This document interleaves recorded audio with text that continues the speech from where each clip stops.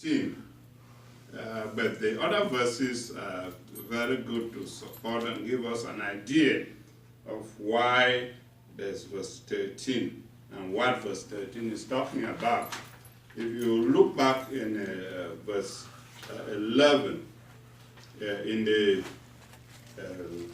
Living Inside Study Bible, which is my version, it says, "In the same way, count yourself dead to sin."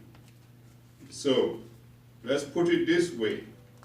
Now that we have come to the end, the last day of this year, 2007, let us consider that every other sinful actions in our life is dead and gone with this whole year. And then this next part of it says, but alive to God in Christ Jesus. The sinful nature of ourselves should be crucified, should be killed, should be buried with the whole year. But we have to be alive to God in Christ Jesus. And then verse 12, it says, therefore, do not let sin reign in your mortal body so that you obey its evil desires. You know, when you keep thinking about things that are not good, sinful desires,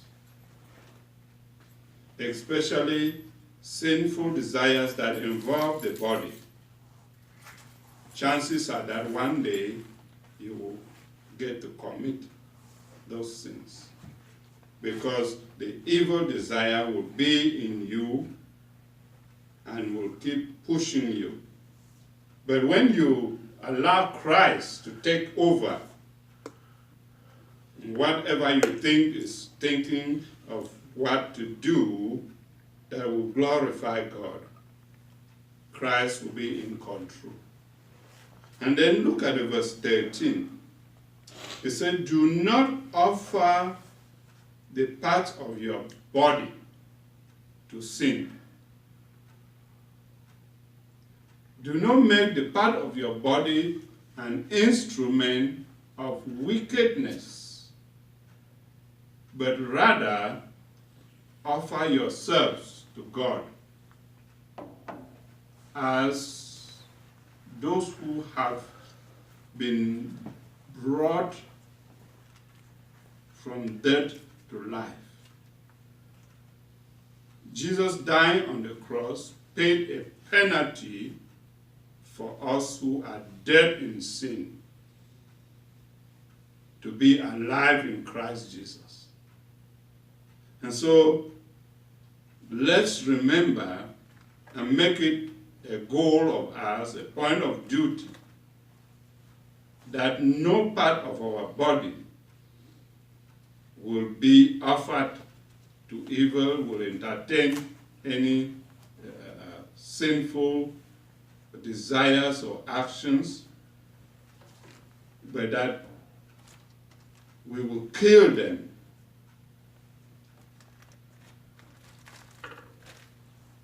and then we'll be alive in Christ. And how do we be alive in Christ? The middle part of that verse 13 says, and offer the parts of your body to him, Jesus Christ, as instruments of righteousness. Our bodies should be instruments of righteousness. The songs that we sing, the stories that we tell, the conversations that we join in, the advices that we give other people should be such that will motivate them and lift them to higher heights in Christ Jesus. Never to deceive, never to lead them to sin, but to let them live for Christ.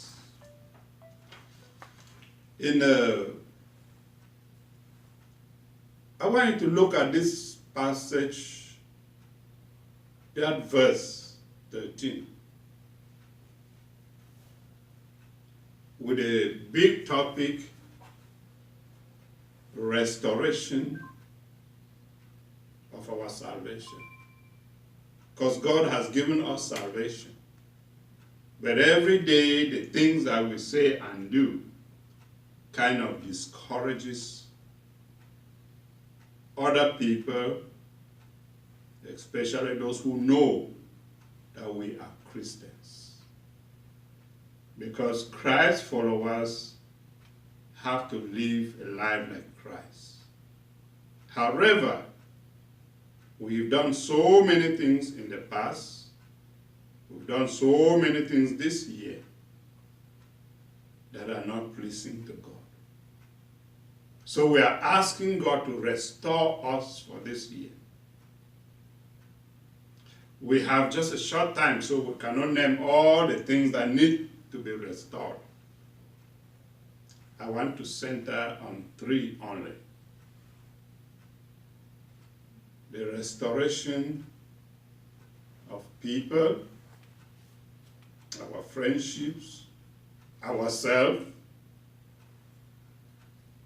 our marriages, that's number 2, and our families.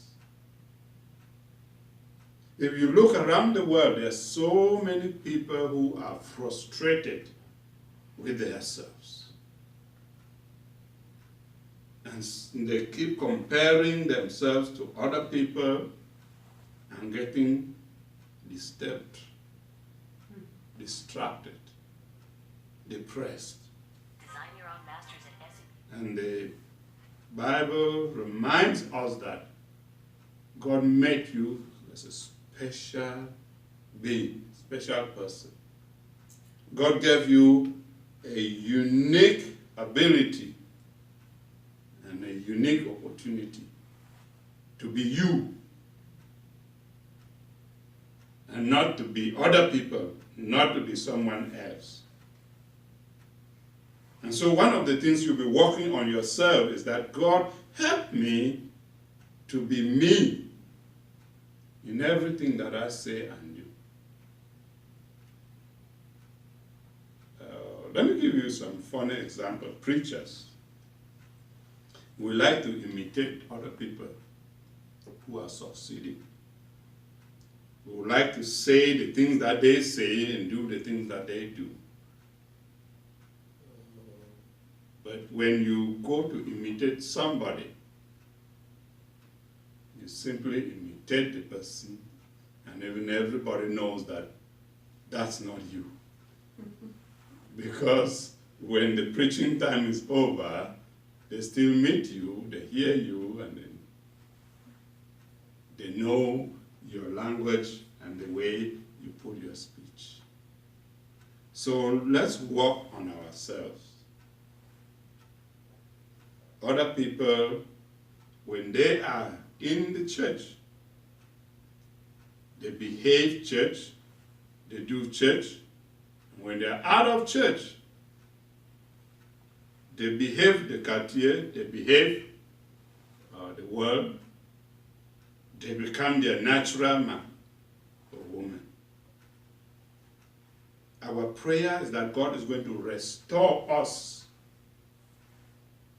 to who we are. The one that God loved and sent his son to die for. The one that God called to represent him in the family, in our job site, in the marketplace.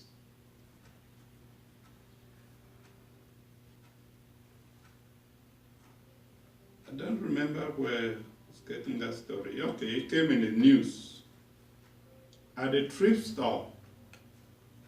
This lady was searching the things that came in, so to send them to be put in the market. As she checked the pocket, she saw a lot of money in one of the pockets. And she said, what is this? I tell you what, some other women who have a crooked life, who are covetous,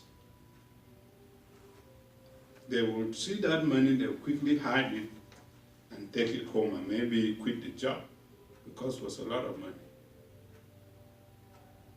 But she took that money and ran straight to the supervisor. Said, supervisor, here. You see this money? It came out from one of those clothes, that bag. And that bag was brought by this person, that's the name. And they traced this woman, and they found out that it's a widow whose husband just died, and she donated all the clothes to the Goodwill. This woman was at home really struggling and struggling to pay her bills, but didn't know that the husband had money in his pockets everywhere.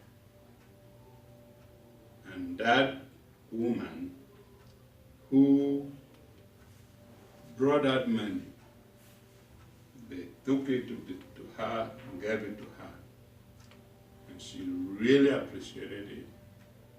And she gave 100,000 to that worker.